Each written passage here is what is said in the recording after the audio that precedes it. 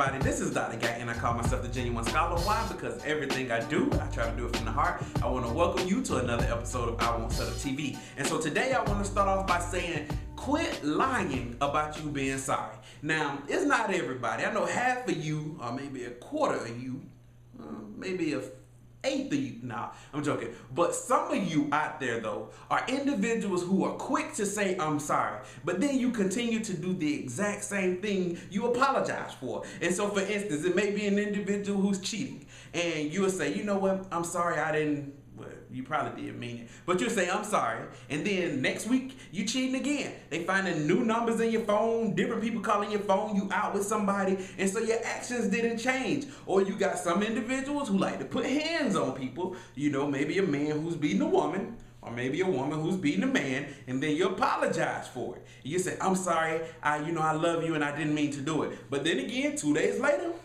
got another black eye. And so that I'm sorry is actually minimized to only being words because your actions is saying something else. And so the problem with, you keep saying I'm sorry is that you making the other person vulnerable to being hurt again. Because people accept apologies. And that's something we have to work on because we have been taught to accept this quick apology of I'm sorry and not so much about the actions. And I think that goes back to when we were kids. I'm gonna talk about that in a second. But then sometimes we are held accountable for accepting these apologies that are not genuine, not sincere. Because we have been taught, from when we were kids that, you quickly say I'm sorry about something you did. So let's say you have a little kid playing and they kick another little kid. And then both parents are there. So the parent over here who child kicked the other child said, say I'm sorry.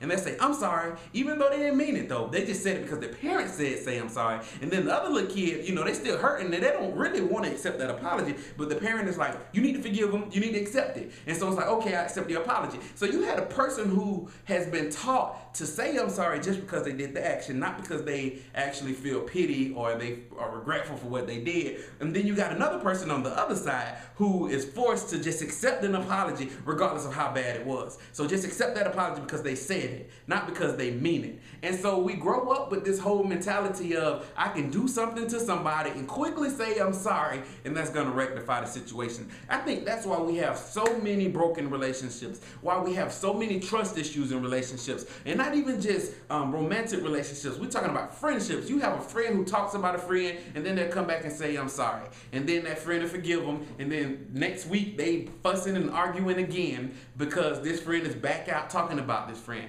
When they really didn't mean it from the heart. I'm sorry is supposed to come from the heart. It's not supposed to just be words, but we accept words and we're not really reading the heart of a person and seeing if they are really sincere and apologetic about what they did. And so since this is the season for us not settling, 2013 is a year that we cannot settle. We are going to have to step our standards up. When we apologize, we need to mean it. If you don't mean it, don't say it. I mean, granted, is the other person going to be upset with you? That's fine, but allow them to continue to feel the way they feel and, so that you just don't stump on their heart. Because whenever you apologize to a person and they accept your apology, they are saying, I'm going to let this go, but they're making themselves vulnerable again. And so when they make themselves vulnerable again, for instance, if you're in a relationship, you say, I'm sorry because you cheated, that person takes you back. Now they opening their heart back up to you, and then they opening it up for you to stomp on it again. Now, a true I'm sorry and a true apology is that I'm actually going to build security around your heart. I'm going to communicate better with you. I'm not going to cheat on you anymore,